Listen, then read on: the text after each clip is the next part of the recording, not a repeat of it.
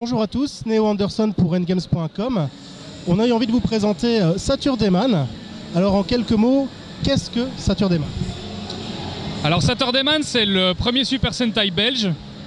C'est le super-héros qui sauve les soirées qui sont en train d'être pourries.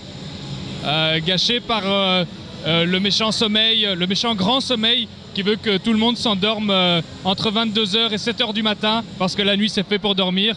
Le pauvre a eu une enfance très malheureuse. Mais le docteur de Yobi a recruté les 4 forces de la nuit, Force Dance, Force Joke, Force Sex et Force Drunk, pour sauver la fête. Et bien sûr, il a recruté Saturday Man, qui les lie tous et qui combat la méchante moralité.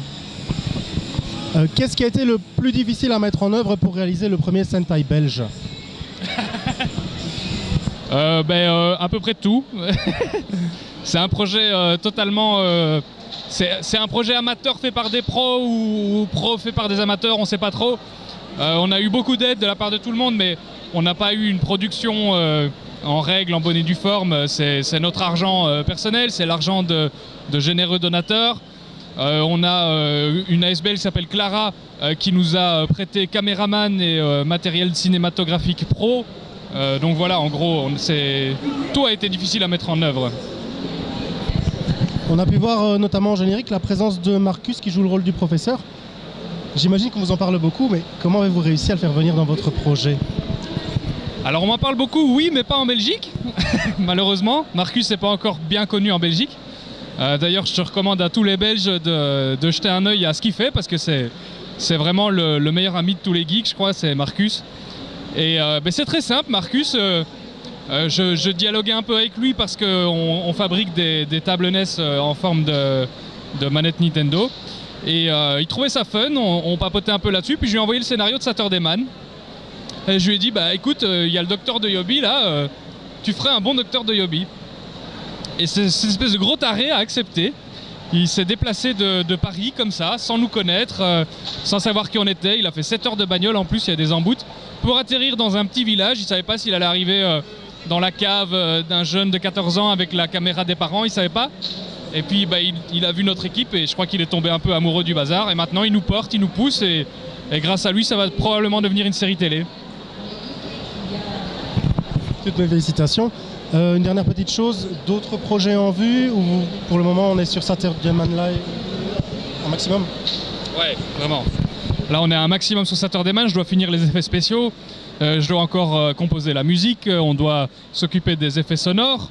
Là-dessus aussi on va travailler tout le côté rétro, on a retrouvé des synthés qui se rapprochent fort de ce que la Toei utilisait pour faire les bruits de Goldorak et tout ça. Donc ça va vraiment avoir ce cachet très rétro analogique. Et puis après il y a la mise en chantier de la série télé. Et ça va être beaucoup de boulot.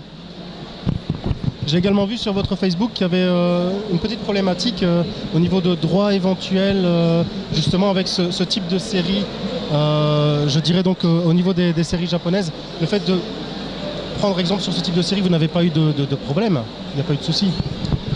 Alors on aura des problèmes si ACTA passe.